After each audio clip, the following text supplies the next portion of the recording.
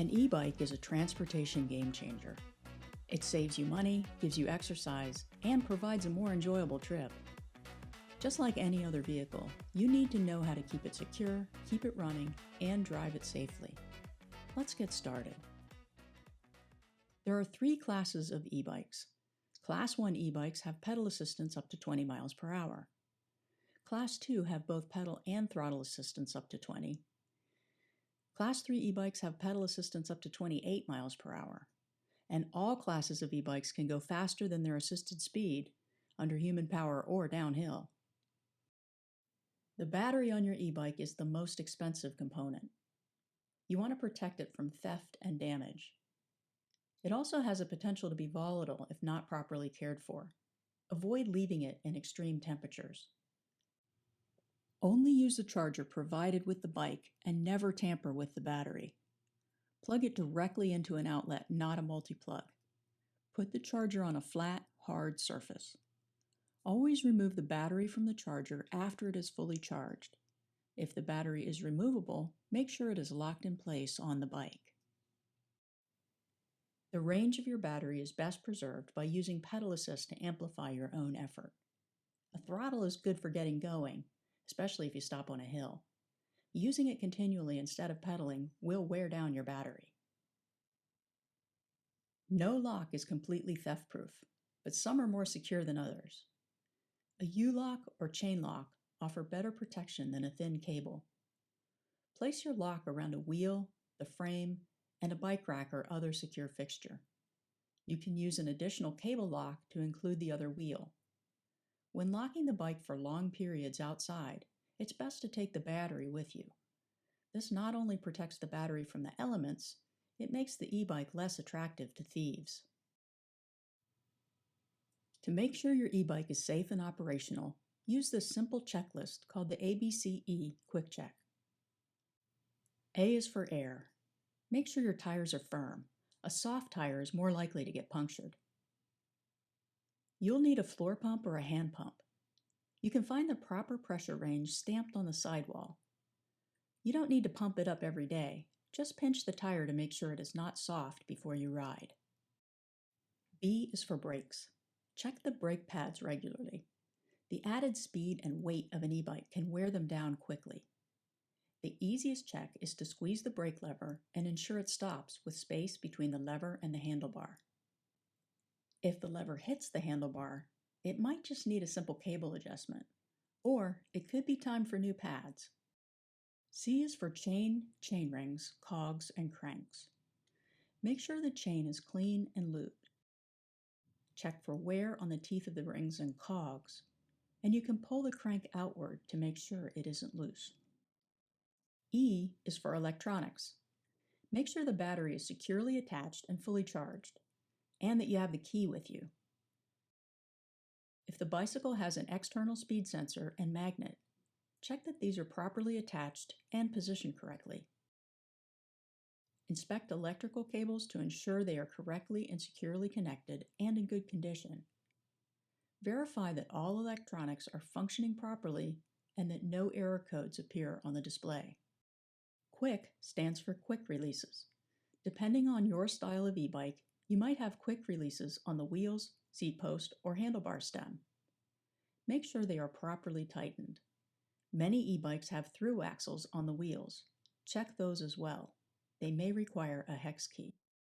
For the final check, lift and drop one wheel of the bike to ensure that all bags, contents, and other accessories are secured, and won't offer up a yard sale on the first bump you hit. Do a quick ride in a quiet area to make sure that all systems are working properly. Your choice of where to ride will depend on your comfort level and the desire to use the full speed capability of your e-bike. It may be tempting to ride on the sidewalk, but e-bike speeds are not appropriate there. It's generally better to walk the bike whenever pedestrians are present. It may feel like you are out of the way of cars, but you cross paths with them at every driveway and intersection. And drivers are not looking for fast traffic on the sidewalk. A shared use path is a car-free option. A path with few other users can provide a quiet escape and a quick route into or across town. A path that is crowded with a mix of other users can be an obstacle course, requiring much slower speeds than your e-bike is capable of. Treat pedestrians and slower bicyclists respectfully. Announce your presence. Don't brush past other users or thread the needle when there's oncoming traffic. Slow down and wait until you're able to pass with plenty of space. When you want to use the full speed capability of your e-bike, the road is a better option. There are 3 types of facilities on or along our roads. Bike lanes are the most common. These lanes are separated by a paint stripe or buffer and have a bike symbol in them. When one is present, you are required to use it, except to avoid hazards, prepare for a left turn, or avoid right turn conflicts. More on that in a minute. Leaving a bike lane is the same as changing lanes. Scan, signal, verify it is safe, then merge into the travel lane. Side paths and cycle tracks run along a road and may be separated by posts, parked cars, or curbs. They may be one-way or two-way. Intersections may have special signals for bikes offering protection from turning cars. Driveways will not have such protection. Bicyclists are not required to use these bikeways, and they often require travel at slower speeds than the adjacent road. Bicyclists are allowed to use regular travel lanes on all surface streets where no bike lane is present.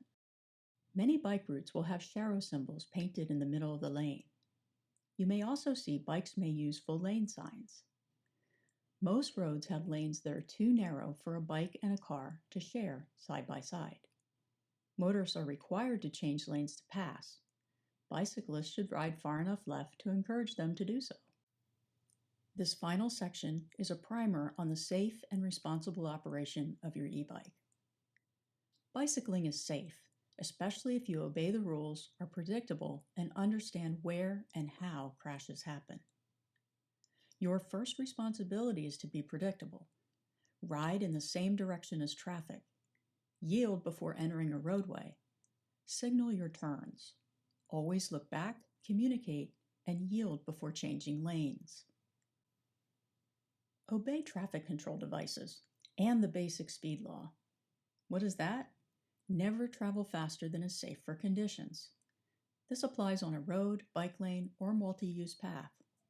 We all like to pass slower traffic, but it isn't always safe or necessary. The faster you go, the more critical it is to avoid hazard areas. Give yourself space to maneuver.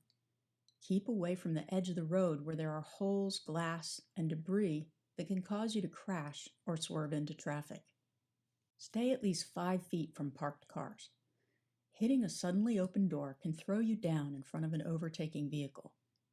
Riding too close can cause you to be startled and swerve into traffic, even if you wouldn't have hit the door. Motorists make mistakes around bicyclists, and this is made worse by the unexpected speed of an e-bike. The good news is, their mistakes are predictable, and you can avoid them.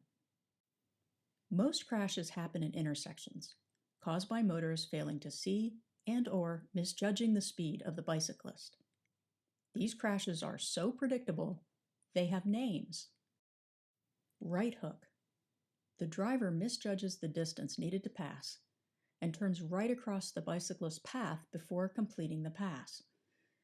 The faster the bicyclist, the greater the likelihood of this happening because the motorist starts to pass farther from the turn. The bicyclist disappears into a blind spot, and the motorist can easily forget he is there. Motorists don't reliably use their mirrors or turn signals.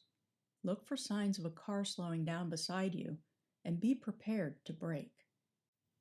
To discourage this behavior, make yourself more relevant by riding farther into the lane. If they have to change lanes to pass, they are more likely to wait. Motorists are required to merge into a bike lane before making a right turn. You are also allowed to leave the bike lane to encourage them. Left cross. This typically happens because drivers think they can turn before the bicyclist gets there. A bicyclist can also be hidden by passing cars. You can move to a higher visibility position and communicate for the driver to wait. Be ready for evasive action. Don't enter an intersection until you are sure a left-turning driver is not going to move into your path. Drive out. This is where visibility is so important. Trees, hedges, poles, banks, and parked cars can hide you from drivers who are pulling out into the road. The faster you go, the more distance you will cover in the time it takes to react to a conflict. Move left to be more visible and give yourself more time to see and react. If you can't get a good vantage, slow to a speed that allows you time to react. The most important safety equipment is your brain, armed with the knowledge of how to avoid crashes. But if you do crash, protecting that brain is your first priority. Wear a helmet. Always use a headlight and taillight in twilight and darkness. When riding on dark roads, your headlight should be bright enough to light the pavement and never outride your headlight beam. In twilight or other low visibility conditions, high visibility colors will help you stand out and be seen. When you ride an e-bike, you can go fast, and you will be faster than you look. You must compensate by being more visible, more communicative, and ready for evasive action. It is in your best interest to take a bike handling class. A rider who has learned emergency braking technique can stop in less than half the distance of one who has not. There is much more to learn about how to use your e-bike safely and effectively. With a few simple skills and strategies, you can go anywhere by bike.